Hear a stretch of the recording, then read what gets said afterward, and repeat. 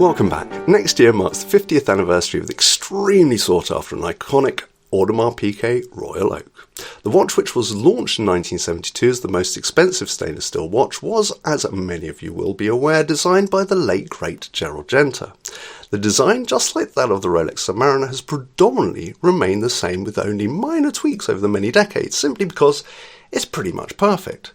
So making any change to the design, or my making to the changes to the design, will only be on a small scale. And they won't necessarily make any improvements to the already perfect design, they'll just make it marginally different.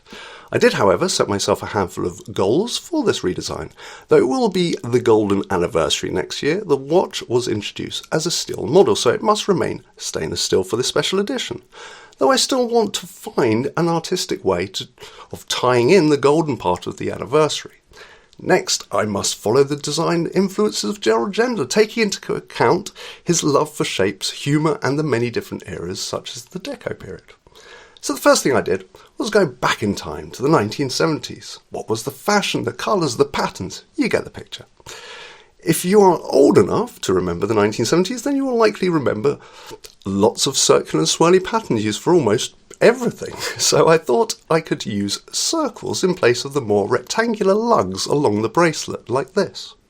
The next thing I wanted to change was the extremely iconic square pattern dial, and attempting to utilise some of Gerald's artistic licensing, I wanted to tie in a few different things.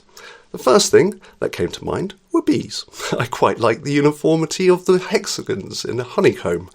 Honey is also known as the golden nectar, which ties in the golden bit for the anniversary.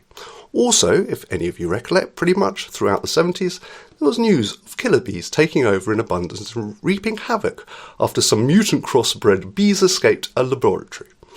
Obviously, this killer bee situation never materialised, though it does tie in the beehive design, the golden anniversary, a piece of history from the era, as well as going very nicely with the hexagonal screws around the bezel. However, something I absolutely love about the use of hexagons is, in a roundabout way, it incorporates the original squares on the dial, because if you take a cube and take away the three closest lines to you, you're left with a hexagon.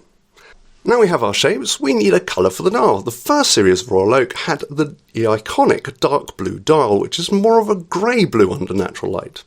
Therefore, it would be good to keep this a blue for that reason, so I decided to go with a shade of blue that was popular in the 1970s and is currently popular today, that being a light turquoise blue.